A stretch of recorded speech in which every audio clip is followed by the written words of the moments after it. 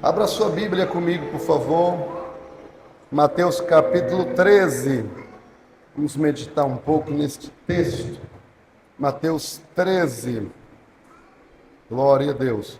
Está escrito assim no versículo 1. Tendo Jesus saído da casa naquele dia, Jesus saiu da onde? De casa. Estava sentado junto ao mar. E ajuntou-se muita gente ao pé dele, de sorte que, entrando num barco, se assentou, e toda a multidão estava em pé na praia. E falou-lhes muitas coisas por parábolas. Falou por quê? Dizendo: eis que o semeador saiu a semear, e quando semeava, uma parte caiu ao pé do caminho, e vieram as aves e comeram-na, e outra parte caiu em pedregais, onde não havia terra bastante, e logo nasceu, porque não tinha terra profunda. Mas vindo o sol, queimou-se e secou-se, porque não tinha raiz. E outra caiu entre espinhos, e os espinhos cresceram e sufocaram-na. E outra caiu em boa terra e deu fruto, a um a 100, e outro a 60, e a outro 30. Quem tem ouvidos para ouvir, que ouça. Amém. Assentai-vos, por gentileza, mantendo aí a sua Bíblia aberta. Espero que principalmente os professores da escola dominical tenham trazido caneta para anotar alguns princípios que vamos falar esta noite. Porque ouvir, se você não anotar, você vai esquecer. Então é muito importante. Falando em professores da escola dominical, eu não me recordo, sinceramente, não me recordo de ter visto no grupo alguma convocação para estar hoje à noite. Mas deixa eu perguntar, quantos professores da escola dominical nós temos aqui essa noite? Levanta a mão, por gentileza. 1, 2, 3. Professor da escola dominical? 3. Só 3 professores? Departamento infantil, tem alguém? Então é 4. Temos um departamento infantil. Hã? Você não é professora. Então, professora do departamento infantil, da escola dominical. Então, o pessoal da escola dominical, me ajude, tá bem? Encorajando os professores, né? Para estar no culto de ensino. Como é que eu vou ensinar se eu não aprendo, né? Então, é muito importante. Meus amados, depois até peço que postem lá no grupo essa nossa fala, tá bem? Ok, Mateus capítulo 13 contém 8 parábolas. 8 parábolas. Então, por isso que a gente fala que é importante anotar, porque você não vai adivinhar, né? Contém 8 parábolas, todas relacionadas ao reino do céu. Cada uma delas, exceto essa que eu acabei de ler, o semeador, claro, não li o capítulo todo, exceto essa, é entronizado, todas as outras parábolas de Mateus, capítulo 13, é entronizado com essa frase: o reino do céu é semelhante a... E aí desenvolve a parábola.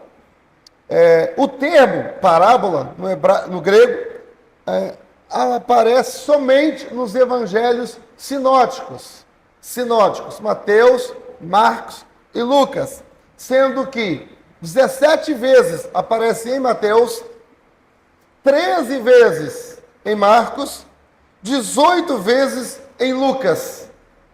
Apenas em Hebreus aparece 2 vezes, Hebreus 9 e 9, e depois Hebreus 11 e 19, mas no sentido de alegoria, de figura. E parábola não é uma alegoria, não é uma figura exatamente. O comentário exegético de Bacon, editado pela CPAD, na página 99, cita 2 comentaristas, né? Endit e Gingrich. E eles afirmam exatamente o que significa uma parábola. Parábola é um curto discurso que faz uma comparação. Parábola é um curto discurso que faz uma comparação. Ela expressa, parábola, um único pensamento completo. O que vem a seguir é uma definição interessante que eu queria compartilhar com os irmãos.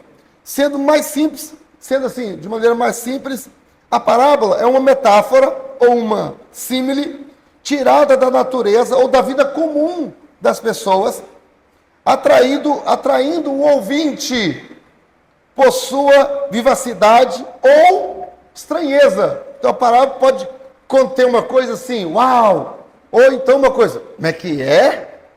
Uma coisa estranheza.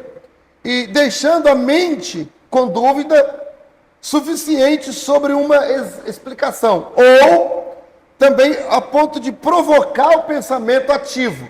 Então a parábola pode provocar uma dúvida para você ficar pensando depois. Ou então ela pode fazer uma afirmação, tendo um elemento, a comparação. Então isso é uma parábola. Parábola é uma, em termos simples, é uma comparação tirada de elementos da vida, do cotidiano. É verdade que algumas pessoas pensam que Mateus 13, se você contar assim pelos títulos, você não encontra 8 parábolas. Se você contar pelos títulos, você vai encontrar 5. Tem algumas Bíblias que traz até 7, mas são 8. São 8. Então, onde elas estão exatamente? Bom, Mateus 13, de 1 a 9, é a primeira parábola. A segunda é do joio e do trigo. Mateus 13, versículo 24 a 30. A terceira parábola é do grão de mostarda. Mateus 13, 2 versículos, 31 e 32. A quarta parábola é do fermento. Apenas um versículo, é o versículo 33. A parábola do tesouro escondido, versículo 34. Um versículo é a parábola. Obrigado, querido. A parábola do grande valor, do grande tesouro, Mateus 3, versículos 45 a 46. Depois, a parábola da rede, Mateus 13, 47 a 50. E, por fim, a parábola do escriba instruído, versículos 51 e 52. Então, são 8 parábolas nesse capítulo, ok? 4 dessas parábolas foram ditas às multidões. 4. E 4 foram ditas particularmente aos discípulos. Qual é o motivo que Jesus usa, ou quais são os motivos, qual é o motivo que Jesus usa para falar em parábolas? Por que ele escolheu esse método? Jesus, ele responde, olha o versículo 11, está no próprio texto, o motivo pela qual, versículo 11, e respondendo disse, porque a vós é dado a conhecer, o quê?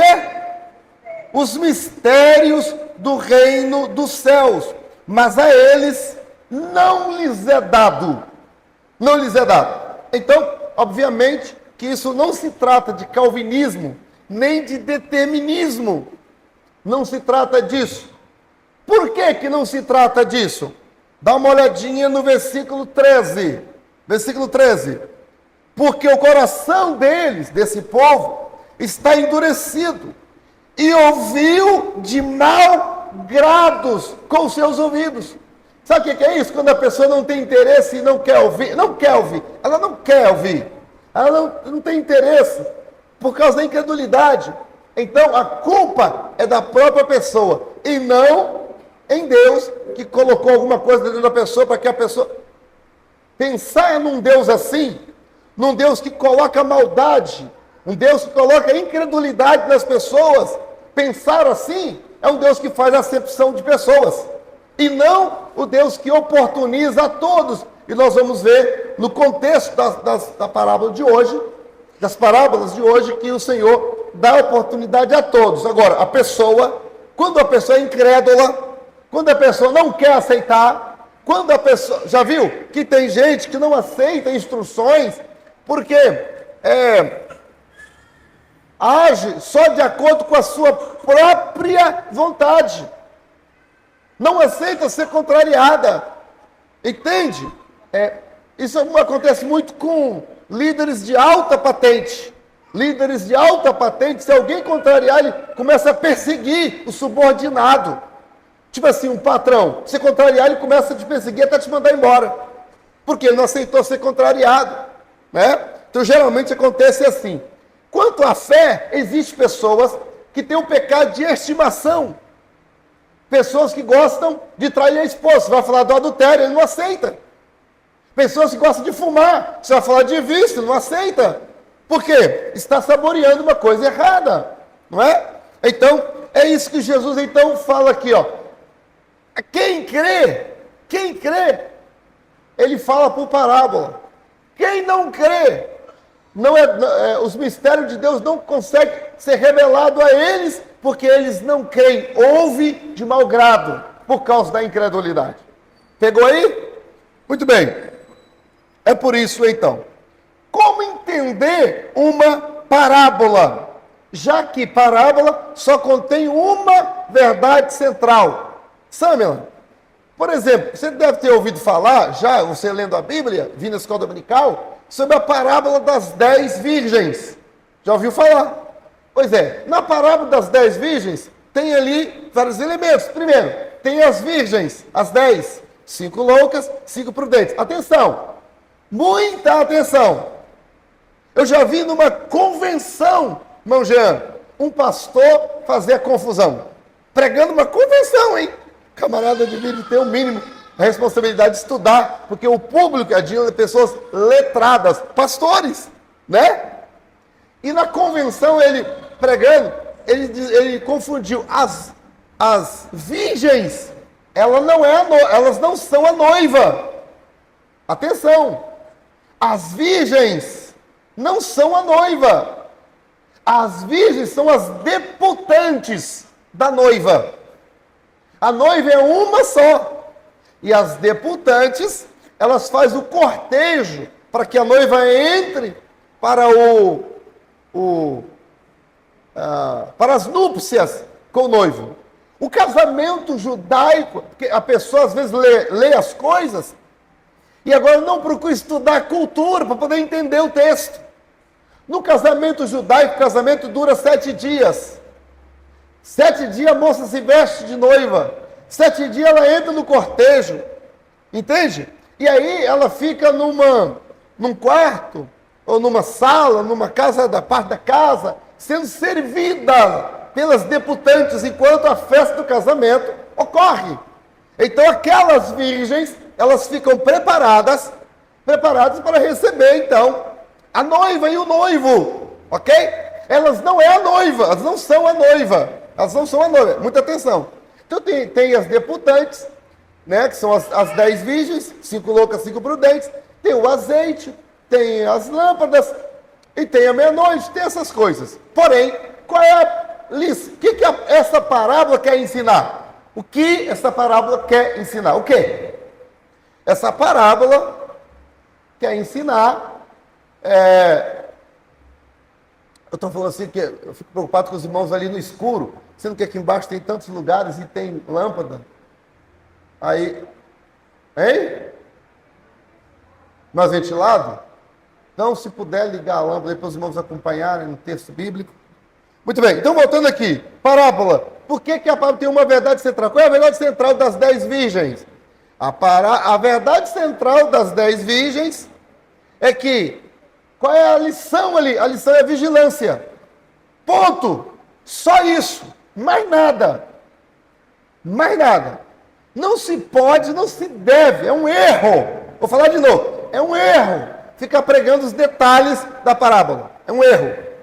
Tá? Então, por isso, vamos aprender um pouquinho como interpretar uma parábola de maneira correta. Primeiro, eu até pergunto, quando eu comecei a aula, nosso superintendente, irmão Marcos, eu comecei a aula perguntando onde estão os professores? Professor das crianças, perguntei. Chegou algum professor de criança aí? Tem alguém? Levanta a mão. Ó, nenhum de criança. Nenhum para contar. Depois quero pedir ao irmão que posta lá no grupo. Tá bom? Por favor. Como é que a pessoa vai ensinar? Igual hoje, eu disse para ninguém faltar hoje. Quem prega, quem ensina. Eu mandei para todo mundo. Mas eu já sei que algumas pessoas nem ouviam a mensagem do pastor, não ouvem. Estou mandando um recado importante. Entende, irmãos? Então, por gentileza, não estou chamando a atenção, mas eu não dou ensinamentos, eu não pastorei. Uma vez eu estava dando ensino sobre uma certa situação, e uma pessoa falou assim comigo: pastor, mas o outro pastor que estava aqui, ele ensinava, mas obedece quem quer. Irmão, ensinamento sem disciplina não tem sucesso. Você ensina uma coisa e observa, não obedeceu, tem que ser disciplinado. Que negócio é esse? O pastor está ensinando, ou o pai de família, ou o dono da empresa está ensinando a pessoa, e a pessoa faz se quiser. Negativo. Nós não estamos na época dos juízes. E aqui a igreja não é bagunça. Então, está escrito na nossa bandeira assim, ó: ordem e progresso. Para haver progresso, tem que ter primeiro o quê? Ordem.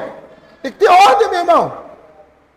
Tem que ter ordem. Na casa do Senhor não é lugar de pessoas que não têm compromisso, que não têm responsabilidade, que faz o que dá na telha. Não é assim.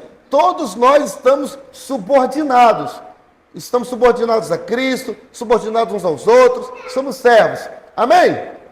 Quero louvar a Deus pelos líderes do departamento que convocou o seu departamento para esse culto hoje. Que Deus te abençoe. Amém? Vamos voltar aqui. Então, como identificar uma parábola? Primeira coisa para como você interpretar uma parábola, melhor dizendo. Primeira coisa, número 1. Identificar o contexto histórico. Identificar o contexto histórico. Nesse caso aqui, quando eu estou falando do contexto histórico, a interpretação correta das parábolas exige essa questão. Quer ver? Olha aí para o versículo 1. Tendo Jesus saído de casa, olha só, naquele dia, estava sentado junto ao mar, ao contexto histórico. Ajuntou-se muita gente, aí tem um barco, tem toda uma questão, tem um lugar, o contexto histórico, isso está acontecendo ali. Então tem que levar em conta essa questão do contexto histórico, tá? Primeira coisa para identificar uma parábola é isso. Por exemplo, a parábola do bom samaritano, só para ter ideia, tá? O contexto é a pergunta do intérprete da lei. Ele fala: quem é o meu próximo? Na parábola do bom samaritano, qual é o contexto? É essa pergunta: quem é o meu próximo? Aí Jesus, ouvindo isso, aí Jesus, um homem descia, né, de Jerusalém, ele vai falando. Aí, os salteadores, na parábola do bom samaritano, salteadores pegam o homem e batem no homem e roubam o homem. Só que eles batem tanto no homem que ele fica caído na beira do caminho, como se tivesse morto. Aí vem o sacerdote, o levita, passa de lá e tal. Aí, irmão, alguém interpretando essa parábola erradamente, tá? Alguém interpretando a parábola do bom samaritano, viu, João Vitor? Erradamente. Aí o camarada apanhou, estava sangrando. Aí ele interpretou assim: o sangue desse moço significa o sangue de Jesus. Ele caído ali significa os pecadores. O jumentinho, que o bom samaritano passou e viu lá, colocou o homem em cima do jumentinho e levou até a hospedaria. O jumentinho significa o evangelista, que leva as pessoas para a igreja. A hospedaria significa a igreja. Aí ele tira 2 dinheiros e dá ao hospedeiro. Significa Antigo e Novo Testamento. Aí o camarada fala para ele: cuida dele até eu voltar. Segunda volta de Jesus. Então a pessoa sai interpretando os detalhes da parábola, só que erradamente. Isso não tem nada a ver com a volta de Jesus, essa parábola. O jumentinho não significa o evangelista. A hospedaria não significa a igreja. Não tem nada a ver. Aquela parábola, qual é a verdade central? O que Jesus queria ensinar com essa parábola? Uma coisa só, o quê? O cuidado com o próximo. Que religiosos passam e não cuidam do próximo. Só isso. Entendeu, irmãos? Então, estou mostrando aqui um cuidado que tem que levar em conta o contexto. Tá? Segundo princípio. Primeiro, levar em conta o contexto. Segundo, para interpretar uma parábola, buscar a verdade central e não alegorizar os detalhes. Foi o que eu acabei de falar sobre os detalhes. Terceiro, interpretar à luz do reino de Deus. A parábola tem que ser interpretada à luz dos planos de Deus nas Escrituras. Nas Escrituras. Só para ter uma ideia, como é que a gente interpreta uma parábola à luz do reino de Deus? Por exemplo, a parábola do grão de mostarda, que de Mateus. O reino começa pequeno, mas ele vai crescendo. Então, eu vou explicar um pouquinho essa palavra mais na frente, e aí vamos entender bem melhor. Mas interpretar nesse sentido, o reino de Deus. O reino de Deus começa pequenininho, com uma semente, e vai crescendo. Quarto, interpretar a parábola, considerar os costumes culturais da época. Ao interpretar uma parábola, você tem que entender os costumes daquela época. Entender a cultura. Só não pode fazer igual um dia desse, uma irmã foi pregar na casa de uma determinada pessoa, chegou lá e pregou sobre os espinhos da figueira. Ah, meu Deus do céu. Que absurdo. Ainda bem que eu não estava presente. Senão eu ia pedir a irmã para sentar. Irmã, desculpa lá, senta. Porque não é possível a pessoa pregar sobre uma coisa que não está no texto bíblico. Primeiro que já está errado. Mas a irmã, no culto desse assim nas casas, uma irmã foi pregar e pregou sobre os espinhos da figueira. Irmã, figueira brava. Sabe o que é uma figueira brava? Figueira brava é porque o fruto, o figo, é amargo, não é comestível. Mas o pé de figueira não tem espinho.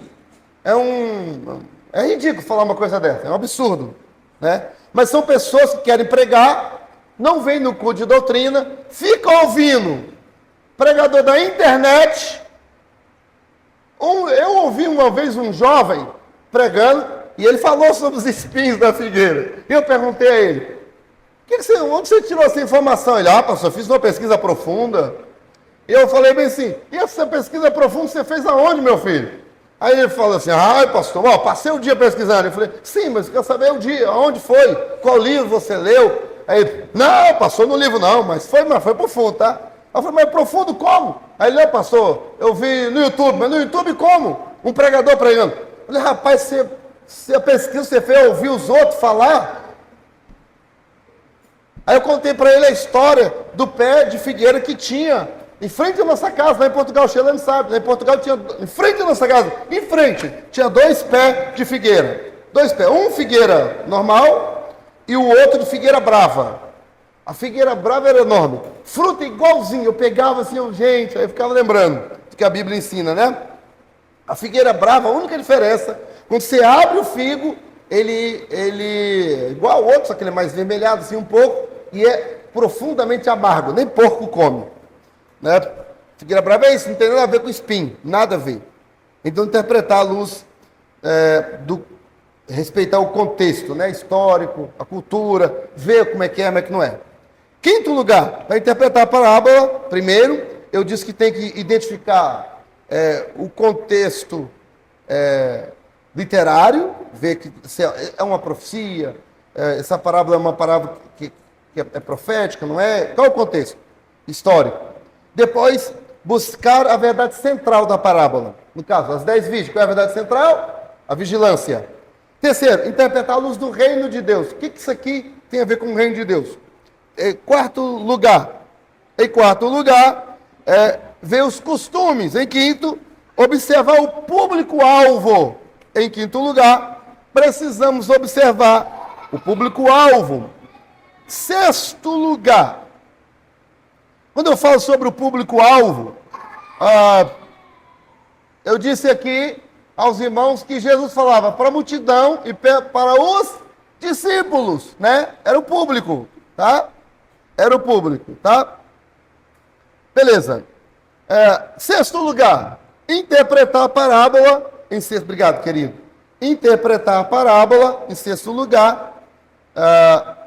Parábola por parábola com parábola. Escritura com escritura. Vou dar um exemplo. A parábola do fermento. A parábola do fermento. é usado, Mateus 13 e versículo 33. Em Êxodo 12 e 15, fala sobre o significado do fermento. O próprio Jesus fala sobre o fermento em Mateus 16 e 6 e versículo 12 também. E Paulo, o apóstolo, fala em 1 Coríntios 5, 6 a 8, fala sobre o fermento. Então, quando eu encontro uma parábola, eu tenho que interpretar parábola com parábola e depois parábola ou interpretar aquela figura. É o fermento? É. Onde na Bíblia fala sobre o fermento? O que significa? Né? Aí eu leio, entendo e aí sim eu interpreto. Ok? Quando eu falo isso, é claro que se excetua quando o próprio texto tem a explicação da parábola, certo? Por exemplo, aqui, sobre o semeador, Jesus ele interpreta a parábola, então precisa você interpretar. O próprio Jesus interpreta a parábola. E há várias parábolas que têm a própria interpretação. Ok, sétimo lugar, atenção à introdução e à conclusão da parábola. É tão bom quando as pessoas anotam, né? Eu falei aqui 7 princípios. Se terminar o culto e eu te cercar ali fora e perguntar quais são os 7 princípios de interpretar uma parábola. Você que prega, você que ensina, o que vai acontecer? Você não vai saber falar. Significa que você veio no culto, mas você não aprendeu. Entendeu? Então é muito importante nós também anotarmos. É culto de ensino. Então, atenção à introdução e à conclusão da parábola. Vou dar um exemplo. Lembra da parábola da viúva insistente do juiz iníquo? Lembra? Ali, por exemplo, em Lucas 18, versículo 1, fala sobre esta parábola. Ele diz lá claramente, o próprio Jesus diz assim, o texto diz assim, que ele ensina sobre o dever de orar sempre, sem desfalecer. O próprio Jesus mostra o propósito da parábola, né? Então, logo na introdução da parábola, ele mostra a razão pela qual contou aquela parábola, a finalidade da parábola. Isso pode acontecer no início ou pode acontecer no fim da parábola. Então, é uma forma de interpretar. Ok? Muito bem. Por fim, em 8º lugar, para interpretar a parábola, é conhecer o caráter didático e provocativo da parábola. Por exemplo, filho pródigo. Qual é o caráter didático, instrutivo ali no filho pródigo? É ensinar sobre o quê? Não é? Então, entre as lições principais dessa parábola é elencar, vincar, mostrar que a restauração acontece pela graça, não é pelos méritos. Vê, o filho pródigo, ele saiu, quando ele volta, ele gasta tudo, mas quando ele volta, sem ter direito a nada, sim ou não? Gastando tudo, o pai o recebe e ainda faz uma festa. Então, é o caráter provocativo desta parábola, né, do filho pródigo. Ok? Muito bem. Dito esses 8 princípios para poder se interpretar uma parábola, vamos então ao tema em si desta noite, né? Os mistérios do reino, revelados a quem crer e ocultos a quem rejeita a mensagem da cruz. Então, qual é o tema desta noite? Os mistérios do reino, revelado a quem crê. Quem crê, o Senhor revela esses mistérios e oculta a quem é soberbo, orgulhoso e incrédulo. Deus oculta. Ok? A ideia central do capítulo 13 reúne parábolas do reino, que revelam a natureza e o progresso e o valor do reino de Deus, ao mesmo tempo que expõe as condições de punição das pessoas que rejeitam. Muito bem. Falando aqui e repetindo quase que um pouquinho sobre o contexto imediato desta parábola de Mateus, ou das parábolas de Mateus 13. Jesus, ele saiu de casa naquele dia. Nós lemos aí no versículo 1.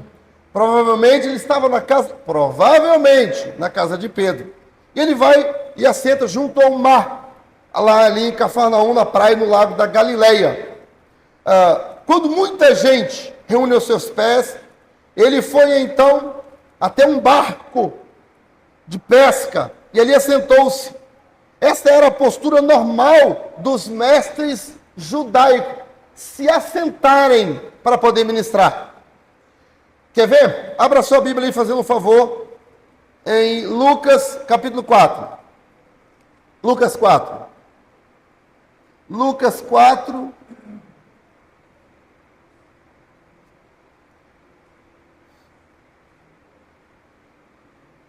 Lucas 4. Versículo 15. Lucas 4, versículo 15. Achou? Escrito está: ensinava na sinagoga de todos, ensinava nas suas sinagogas, e por todos era louvado. E chegando a Nazaré, onde fora criado, entrou um dia de sábado na sinagoga, segundo o seu costume na sinagoga, e levantou-se para ler. Foi-lhe dado o livro do profeta Isaías. Quando abriu o livro, achou-se o lugar em que estava escrito: o Espírito do Senhor está sobre mim, pelo que me ungiu para evangelizar os pobres. Enviou-me a curar os quebrantados de coração, pregou a liberdade aos cativos, dar vista aos cegos, por liberdade aos oprimidos, e anunciar o ano aceitável do Senhor. E cerrando o livro, quer dizer, fechando o livro, tornou a dá-lo ao ministro e assentou-se. Os olhos de todos da sinagoga estavam fitos nele. Então começou a dizer, viu? É comum no cenário judaico, tá, sentar para ensinar. Significa, significa, deixa eu perguntar uma coisa. Vocês acreditam que Jesus foi, nesse sentido, né? Foi o maior pregador pentecostal de todos os tempos, sim ou não? E ele ensinava sentado. Significa que ensinar não quer dizer que tem que ser pula-pula, gritaria, roda-roda.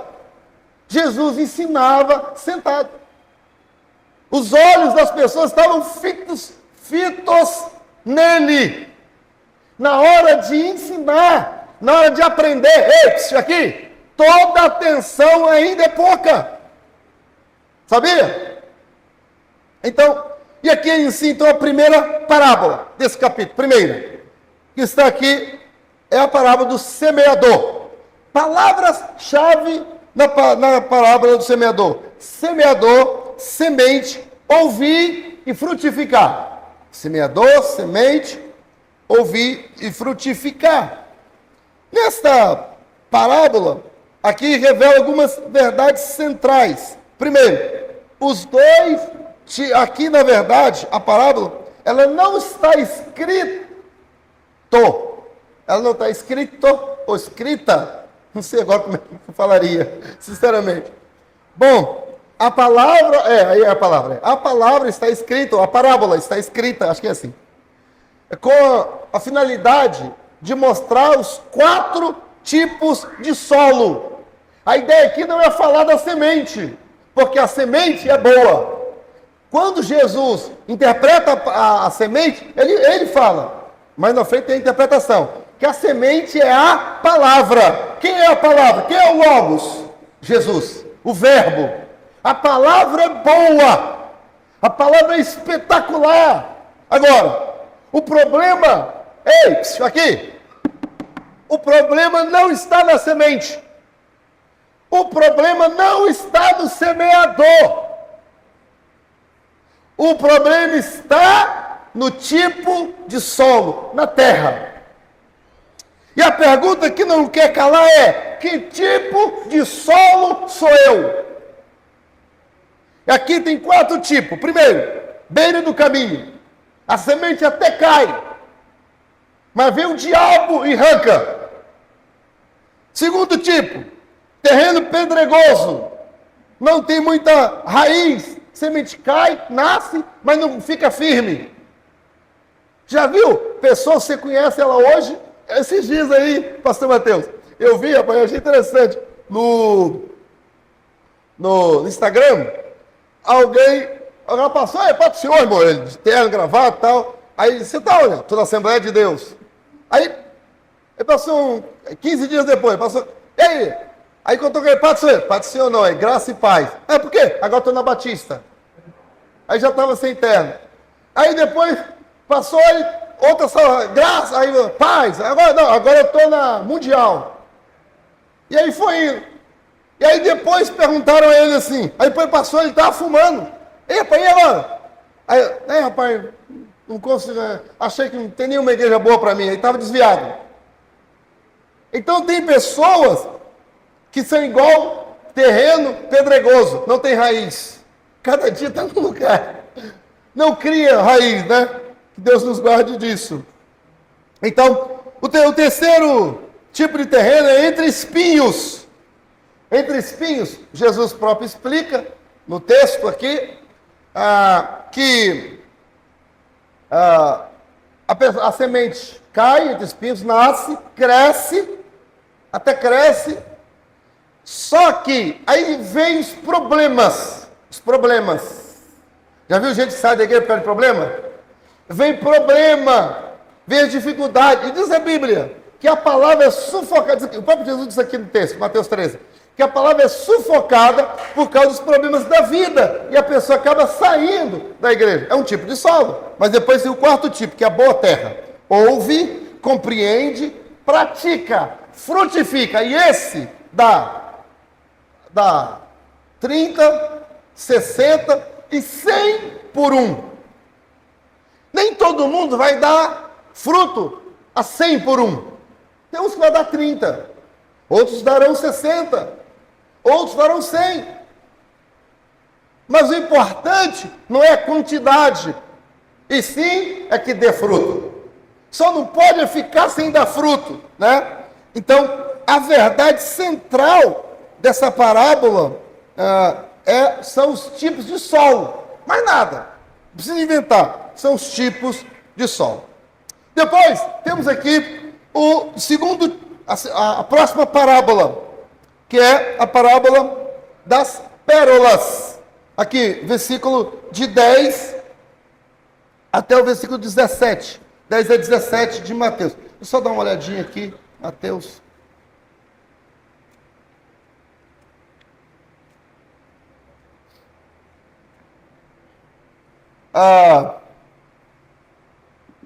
Eu já expliquei no versículo 15, não se trata de calvinismo, já expliquei essa parte. Rapaz, glória a Deus. Pode deixar o ventilador ligado ali, que está uma bênção. Mas eu vou colocar aqui um negocinho para poder me ajudar. Amém. Vamos continuar. Agora, a partir do versículo 10, aqui, cercando dele os discípulos. Aí pergunta por que fala de parábola, já perguntamos. Aí já falei essa parte, né? Agora, aqui é o versículo 18. Jesus, ele dá, a partir do versículo 18, ele dá a explicação da parábola, né? A explicação até o versículo 23. Até o versículo 23. Muito bem. Aqui, dos versículos 10 a 17, é o propósito da parábola, o motivo pelo qual a parábola ela é colocada. Então, primeiro, para poder trazer revelação àqueles que acreditam, né? E depois para ocultar quando a pessoa é incrédula. O incrédulo, os mistérios do reino é oculto. Quer ver? Olha aí o versículo 11, né, que eu já li, mas... E ele respondendo disse-lhe, porque a vós, aqueles que creem, né, é dado a conhecer os mistérios do reino de Deus. Então, os mistérios do reino de Deus, irmã Denise, não está na cultura, no alto grau acadêmico que a pessoa possui. Não. Os mistérios de Deus são revelados, querido presbítero Gerdiel, revelado pelo Espírito Santo. A fonte da sabedoria, Elane, é Deus. Da inspiração é Deus. Deus usa pessoas simples e revela profundidade nos mistérios de Deus. Deus revela. E aqui, quem não crê, quem se submete ao Senhor, quem for humilde, em se entregar, você é ensinador, pregador, jejua. Quando a pessoa está jejuando, lendo o texto, jejuando, aquela semana lendo, meditando, acorda de madrugada, pega a Bíblia, comendo palavra, lendo, e está jejuando, e dobra o joelho, Senhor, essa pessoa está dizendo para Deus, Senhor, não estou confiando em mim. Senhor, eu estou precisando da revelação. Domingo, a igreja, a noiva do Cordeiro estará diante de mim.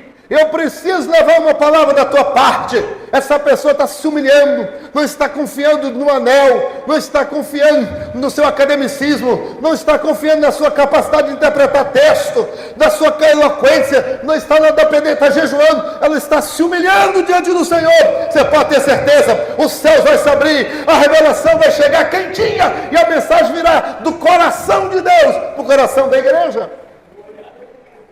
Irmãos, se nós não nos humilharmos diante do Senhor, a palavra de Deus não vai encontrar lugar no nosso coração. É como se ouvisse um sermão, é como se comêssemos uma comida sem sal, sem tempero, aquele negócio, aquele capim seco.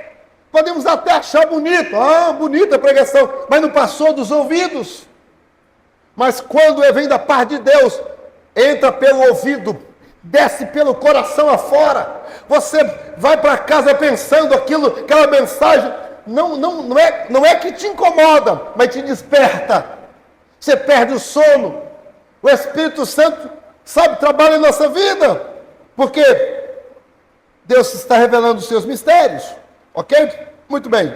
Continuando, versículos passado aqui então, até o capítulo 3, versículo 23, onde Jesus encerra aqui a explicação da parábola. Então chegamos ao versículo 24.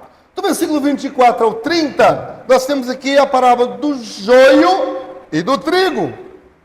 Esta parábola, a do joio e do trigo, se encontra aqui em Mateus. Nos outros evangelhos não tem essa parábola. Ela é colocada logo após a parábola do semeador, provavelmente porque ambas estejam relacionadas com a semeadura ou grãos, mas aí termina a sua similaridade.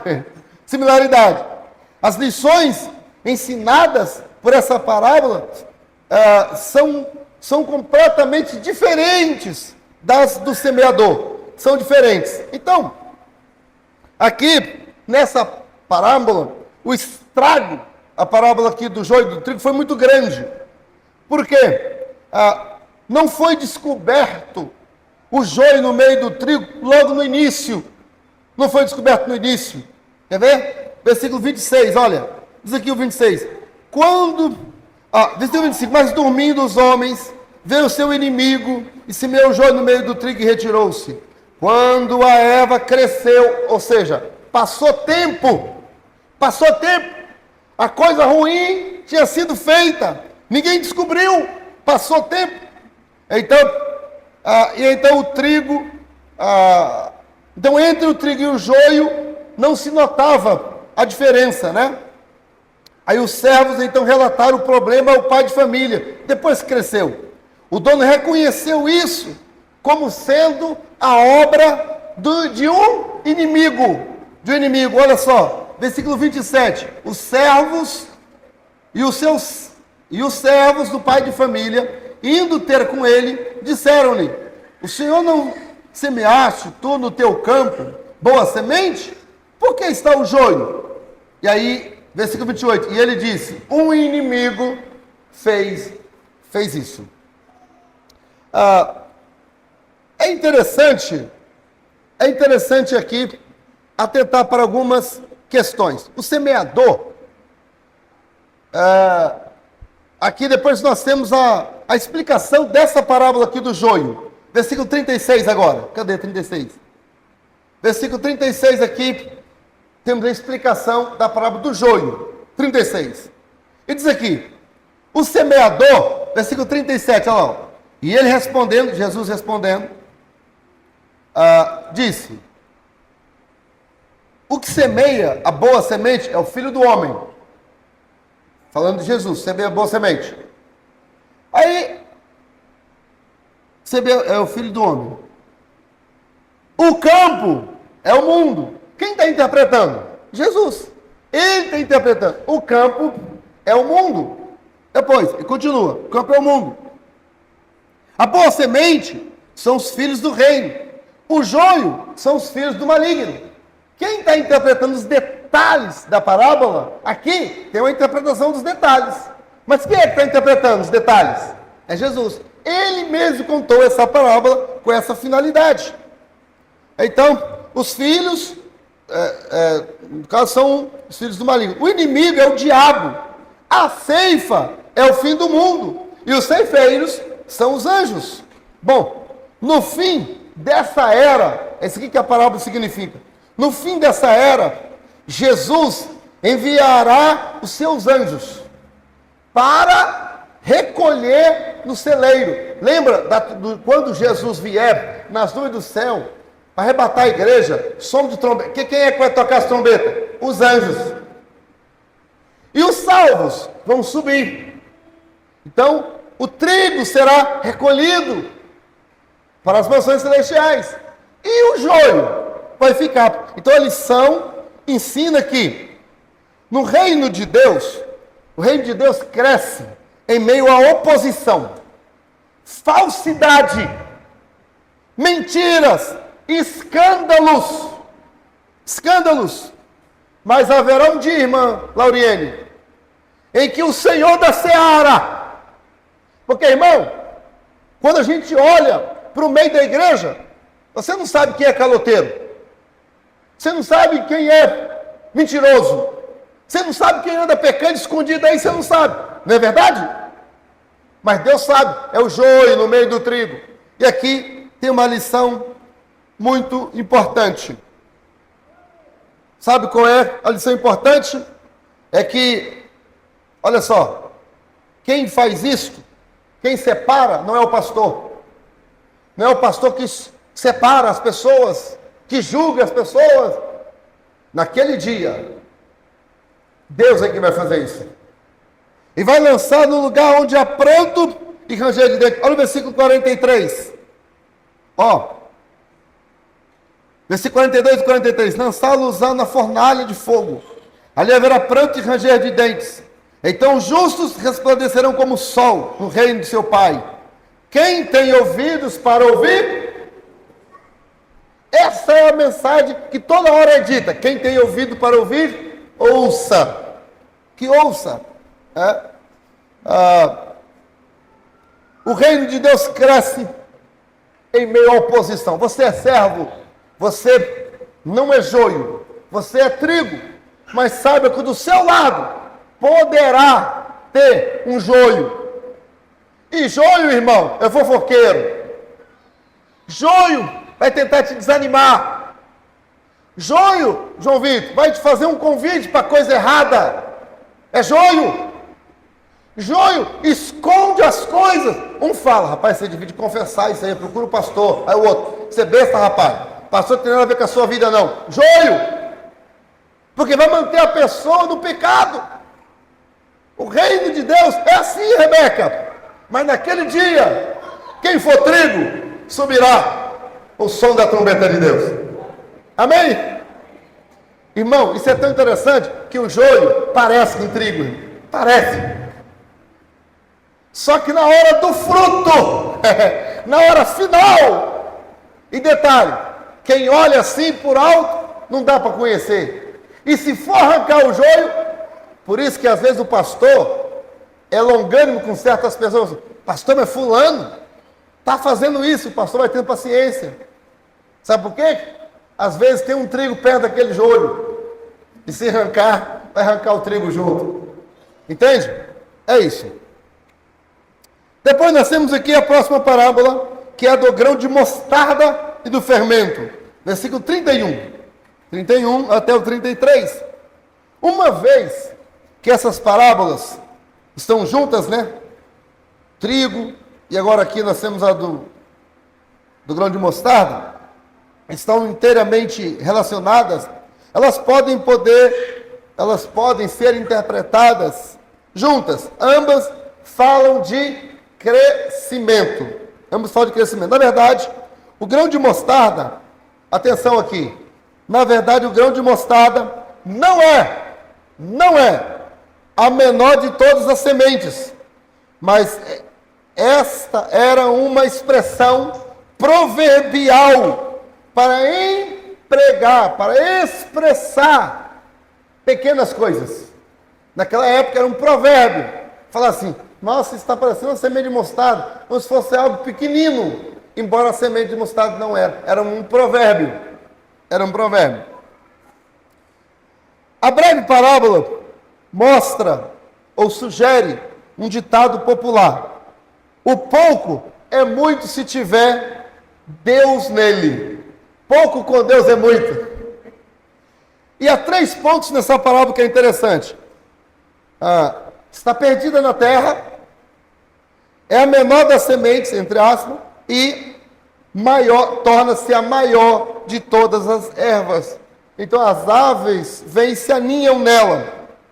O reino de Deus, ele começa pequeno, age internamente. O reino de Deus age assim, invisivelmente, mas ele cresce. O próprio Jesus disse: e as portas do inferno não prevalecerão contra a igreja. Já tentaram fazer de tudo, irmão, já queimaram as Bíblias, sabia? Já foi proibido ler, passavam veneno na folha da Bíblia.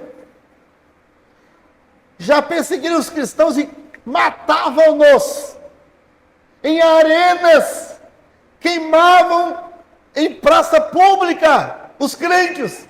Mas quanto mais perseguia, mais a igreja crescia. Começa pequeno, 12 apóstolos, pescadores, homens simples, sem muita cultura, mas quando abria a boca, mas esses não são pescadores? Não é mesmo?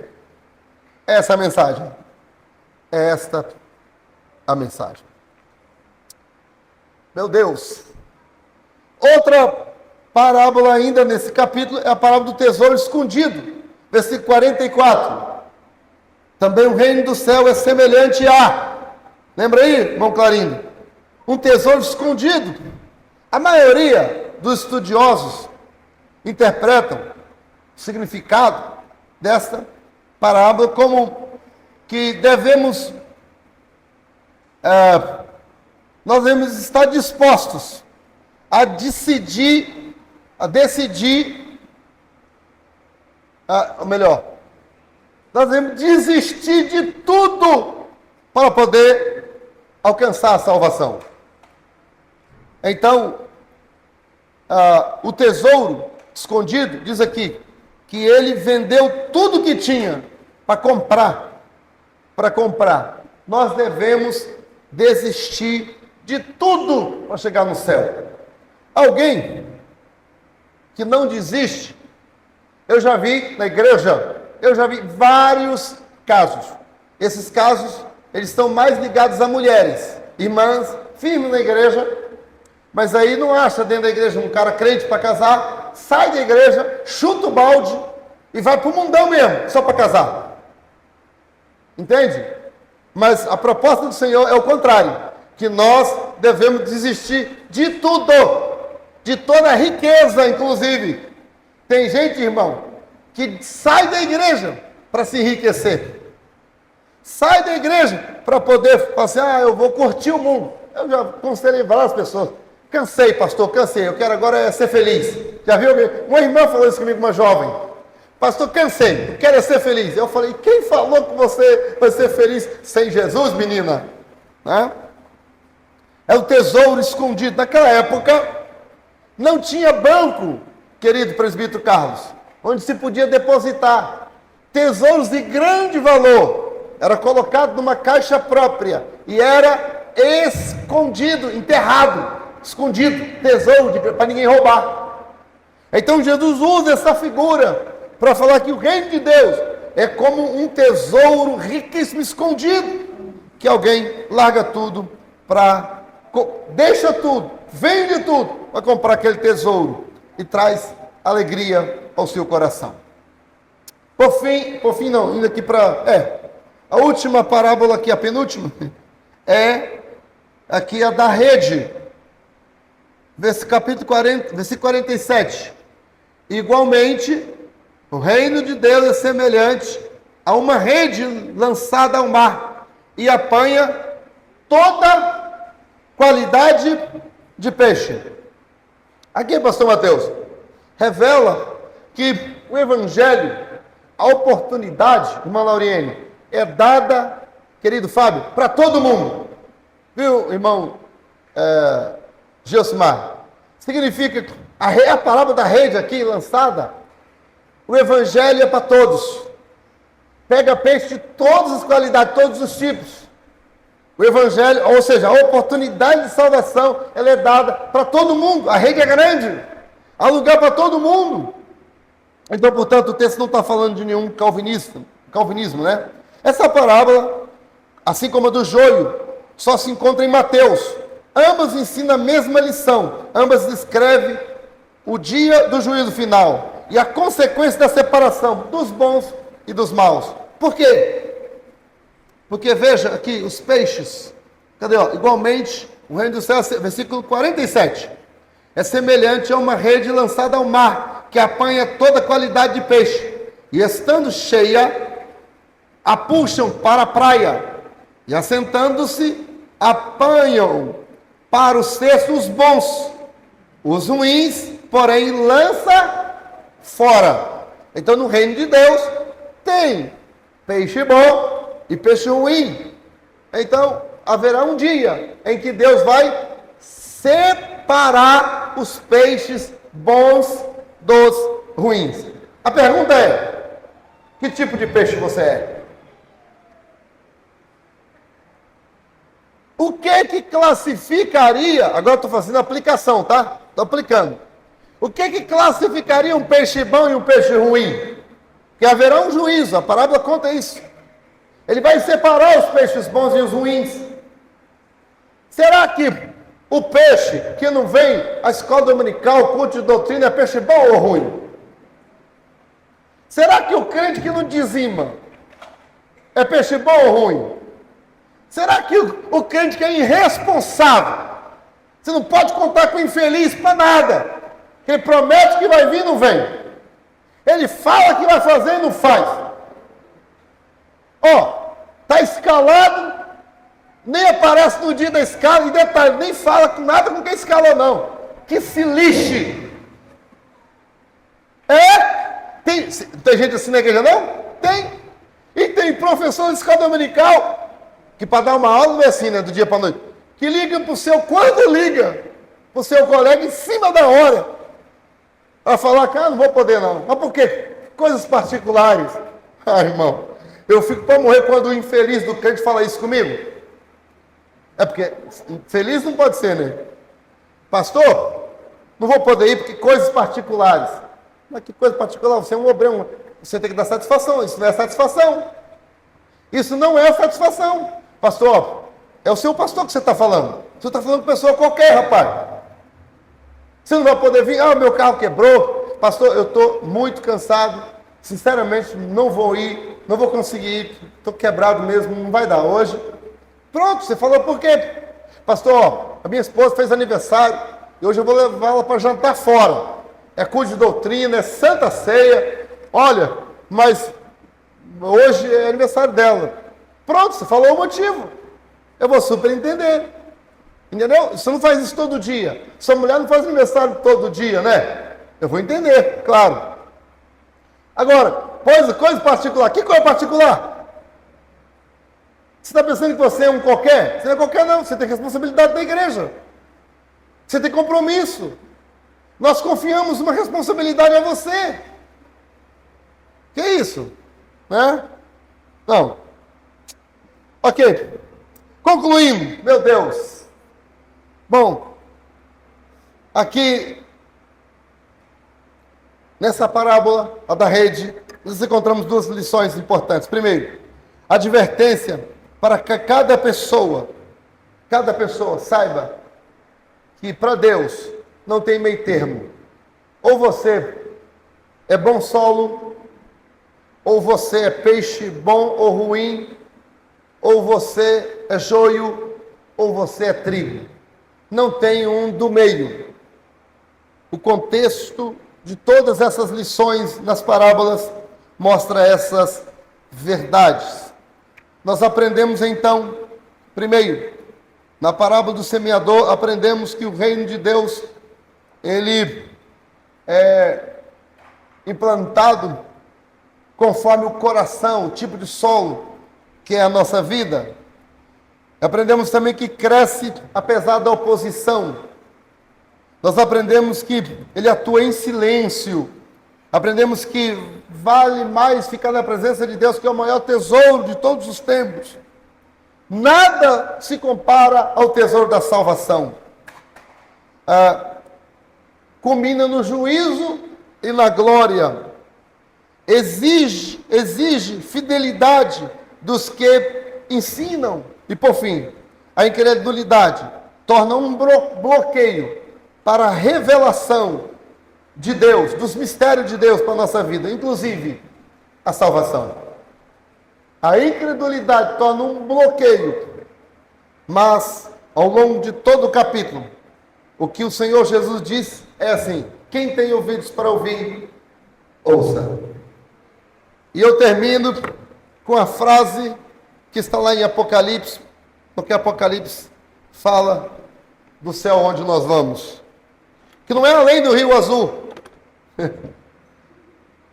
Isso aí é o que agora, além do Rio Azul, foi que na virada do ano, os macumbeiros lá na praia estavam fazendo despacho, porque eles acreditam que além do Rio Azul estão os demônios mentores. Além lá, os demônios guias, eles colocam o despacho lá para isso.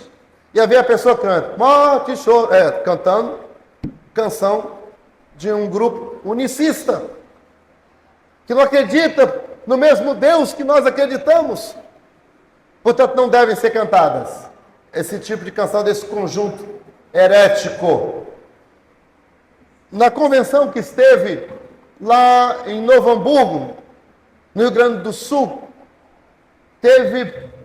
foi feito um documento da Convenção Geral das Assembleias de Deus para chegar em todas as igrejas, mas muitos pastores não vão, não ficam sabendo.